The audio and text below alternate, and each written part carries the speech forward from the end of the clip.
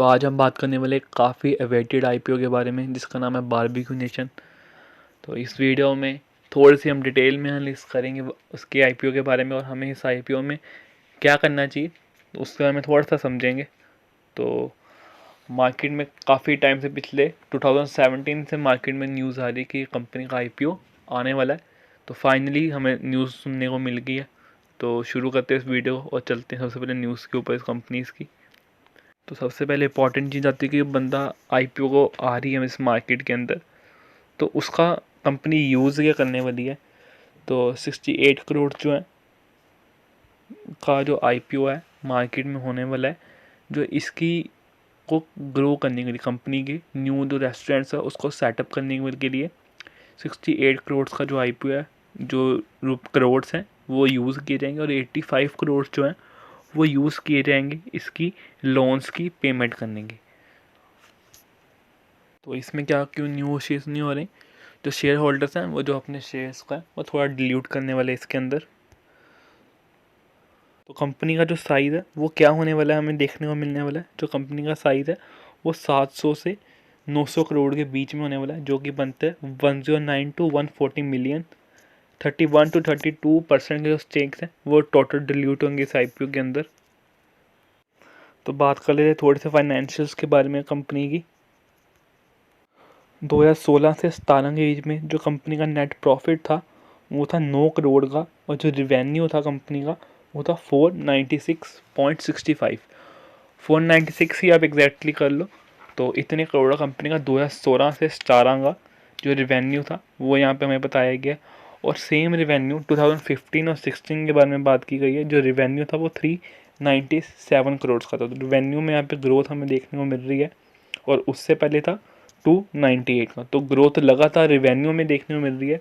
और जो कंपनी का जो नेट प्रॉफिट था वो 14.8% का था जो पुराने 2 ईयर्स के अंदर। और 15 to 16 में यहाँ पे पहले 16 to 17 की हमने बात की थी और 15 to 16 में कंपनी का जो नेट प्रॉफिट था वो था 5.88 करोड़ का। और उससे पहले 14 to 15 13.49 का। तो जो कंपनी का नेट प्रॉफिट है वो 14-15 में काफ़ी अच्छा यहाँ पे हमें देखने को मिल रहा है एज़ कम्पेयर टू 15 और 16 के बीच में। तो ये थोड़ी सी फाइनेंशियल्स जो नेट प्रॉफिट था कंपनी का वो काफ़ी कम है, तो ये हमें एक नज़र देखनी चाहिए। बट जो रिवेन्यूज़ हैं वो कंपनी के लगातार ग्रो हो रहे हैं, बट रिवेन्यू पे हमें इतना फ़र्क नहीं देना चाहिए। नेट प्रॉफिट पे हम ज़्यादा असर देखते हैं, अगर प्रॉफिट होगा तभी कंपनी अच्छी ग्रो कर पाएगी। तो ये हमने कल ही थी थोड़ी थोड़ी आईपीओ के बारे में बात कि क्या क्या हो रहा है, और थोड़ी सी और डिटेल्स के अंदर हम चलते हैं। जो जो आईपीओ है वो बैक कौन कर रहा है, राकेश झुनझुनवाला। जो नज़ारा टेक्नोलॉजीज का आईपीओ पीछे आया था तो उसमें भी इनकी इन्वेस्टमेंट्स पहले से ही थी। तो सारी जो इन्वेस्टमेंट्स है उन्होंने ग्रे मार्केट के थ्रू की थी। तो जो नज़ारा आईपीओ का टेक्नोलॉजीज का जो आईपीओ आया था वो ओनली वन इन मार्केट था, क्योंकि अभी तक कोई गेमिंग की जो कंपनीज थी वो मार्केट में लिस्ट नहीं हुई थी। बट ऐसा हमें बारबेक्यू नेशन के साथ में देखने को मिलेगा। काफ़ी सारी पहले से जुबलीगेंट फूड्स और काफ़ी सारी और फूड चेन्स की कंपनीज हैं जो ऑलरेडी मार्केट में सर्वाइव कर रही हैं। डोमिनोज, ये सारी कंपनीज, डोमिनोज, मैकडोनल्ड्स और बर्गर किंग, ये सारे आईपीओस ऑलरेडी मार्केट में हैं हमारे पास। तो राकेश झुनझुनवाला के पास कितने शेयर इस कंपनी में हमें देखने को मिलते हैं, जो कि 1.69% के। और उन्होंने जो शेयर कितने खरीदे थे, 5,75,000 के शेयर्स कंपनी इनके पास हैं। तो कितने प्राइस पे उन्होंने खरीदे थे, 825 के प्राइस पे खरीदे थे 2018 में। तकरीबन मार्च 29 को उन्होंने ये कंपनी के जो शेयर्स थे वो खरीदे थे। बट आज 500 के लेवल पे कंपनी जो है अपने जो शेयर्स हैं इशू कर रही है पब्लिक में आईपीओ के थ्रू। तो इन्होंने काफ़ी हाई लेवल्स पे जो कंपनी के शेयर्स थे खरीदे थे, क्योंकि वैल्यूएशन होती है वो ऊपर नीचे होती थी टाइम टू टाइम। तो ऐसे 827 पे ख़रीदे थे और 500 के आज जो इशू हो रही है, फ्रेश इशू मार्केट में हो रही है। तो गलतियाँ सबके साथ होती हैं, ये हमें इससे यहाँ से देख लेना चाहिए। बट सबको पता है जैसे नज़ारा टेक्नोलॉजीज़ का आईपीओ काफ़ी अच्छा सब्सक्राइब हुआ, ओवर सब्सक्राइब हुआ काफ़ी टाइम्स। तो इसमें भी सेम बात आ सकती है, क्योंकि लोग नाम देखते हैं राकेश झुनझुनवाला या इन बड़े बड़े इन्वेस्टर्स का नाम देख के वो भी ब्लाइंडली इन कंपनीज में इन्वेस्टमेंट करते हैं। तो ये थोड़ी सी हमें गलत चीज़ देखने को मिलती है यहाँ पे। हमें सुनना देखना सबको चाहिए बट करना अपना चाहिए, तो वो यहाँ से हमें पता चलता है। सो यहाँ पे बात कर लेते हैं कंपनी के रिवेन्यू की। तो रिवेन्यू जो कंपनी का है, डाइन इन मतलब डाइन इन रेस्टोरेंट के अंदर बैठ के खाना, वो कंपनी का जो है अभी भी 85% का जो रिवेन्यू आता है वो डाइन इन से आता है। बट कोविड से पहले का क्या सीन था, 97% जो रिवेन्यू था वो कंपनी का डाइन इन से आता था। सो एज़ कम्पेयर टू पिछले ईयर के जो कंपनी का जो डाइन इन से रिवेन्यू आने वाला है वो काफ़ी कम हो गया, बट अभी भी 85% का आता है। बल्कि 85% बहुत हाई है, और कोविड जिस हिसाब से दोबारा से बढ़ रहा है तो डाइन इन में मेरे हिसाब से ख़तरा देखने को मिल रहा है यहाँ पे, क्योंकि काफ़ी सारी स्टेट्स के अंदर जो गवर्नमेंट्स हैं उन्होंने डाइन इन पे बैन लगा दिया हुआ है, सिर्फ टेक अवे चल रहा है उन साइडों पे। तो वहाँ पे इन कंपनियों को थोड़ा असर देखने को मिल सकता है हमें। ऐसा कंपनियों का कहना है कि जो डाइन इन है वो रिप्लेस नहीं कर सकता पैकेजिंग को, ये बात समझने वाली है, बट इस टाइम पे वो रिप्लेस कर सकता है, क्योंकि हेल्थ फूड से ज़्यादा लोगों को अपनी हेल्थ की पड़ी है। अगर किसी को कोविड हो जाता है वहाँ पे रेस्टोरेंट में खाना खाने से, तो वो यही कहेगा कि भाई हम घर पे बैठ के आराम से खाते हैं, टेक अवे ले लेते हैं डिलीवरी। तो और साथ में सेकंड वेव भी कोविड की हिट हो रही है यहाँ पे इंडिया में, तो उससे थोड़ा और असर बढ़ सकता है इस कंपनी के ऊपर। सो आगे चलते हैं। जो कंपनी का नेट फ्लो, वो जो हमने पहली बात कर ली है, तो एवरेज बिलिंग यहाँ पे हम बात कर लेते हैं कंपनी के। तो 27 जो अब की कंपनी की बिलिंग होती है इस टाइम पे वो होती है 2757। ये एवरेज बिलिंग की बात हो रही है।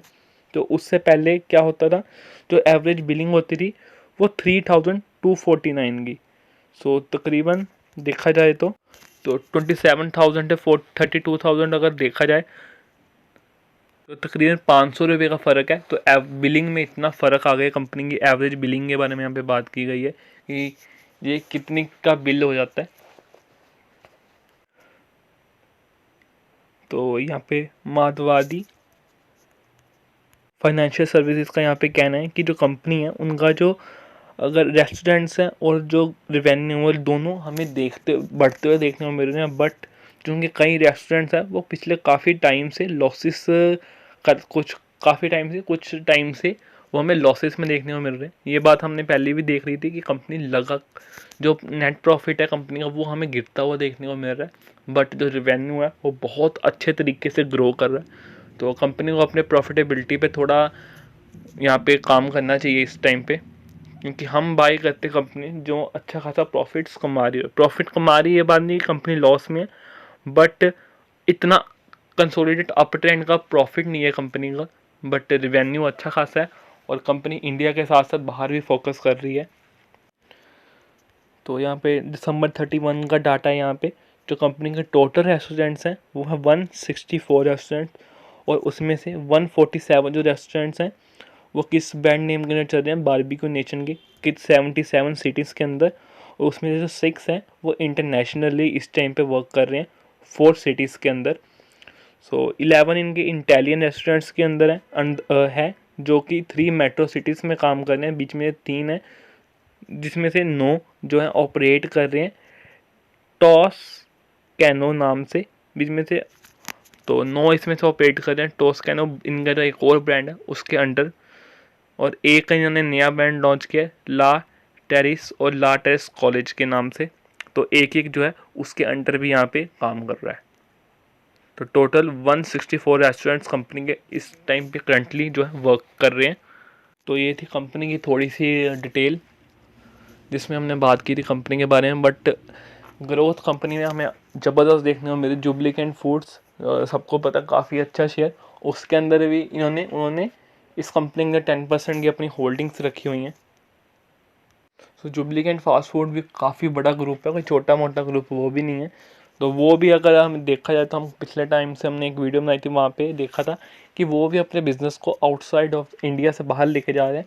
तो शायद ऐसे हो सकता है कि बारबेक्यू नेशन भी उन जगहों पे खुल सके, क्योंकि पार्टनरशिप जो हो रही है इनके थ्रू, तो उससे जो नए नए रेस्टोरेंट्स हैं वो बहुत जल्दी खुल सकते हैं। और जिस हिसाब से रेस्टोरेंट से खोलेंगे तो उस हिसाब से रेवेन्यू पे फ़र्क पड़ेगा, बट हमने क्या चीज़ देखनी है, नेट प्रॉफिट के बारे में। तो नेट प्रॉफिट कंपनी का देखने को मिल रहा है हमें कि किस हिसाब से बढ़ेगा। तो आईपीओ पे थोड़ी सी डिटेल थी यहाँ पे। तो अब हमें करना क्या चाहिए, पहले 2 दिन हमें देखना चाहिए आईपीओ क्या चल रहा है, और थर्ड डे जाके हम अप्लाई करेंगे कि किस हिसाब से आईपीओ है जो परफॉर्मेंस कर रहा है मार्केट के अंदर। तो मैं अभी काफ़ी टाइम से इस कंपनी के आईपीओ के बारे में सोच रहा था, बट इस टाइम देखने को मिल रही है कंपनी का आईपीओ आ रहा है। काफ़ी टाइम से लोग कह रहे हैं कि हम अपना आईपीओ निकाल लेंगे, बट फाइनली उन्होंने कह दिया। और मैं सोच रहा हूँ कि इसके अंदर अपना एक लॉट लगा के देखिए इस कंपनी के अंदर क्या बनता है। कंपनी अच्छी है, ग्रोथ वाली कंपनी है। पर्सनली बारबेक्यू नेशन मुझे बहुत अच्छा लगता है, तो ट्राई करते हैं क्या बनता है आईपीओ की लक में। तो ये थी मेरी एनालिसिस इस आईपीओ के बारे में। So thank you for watching this video. Till then good bye.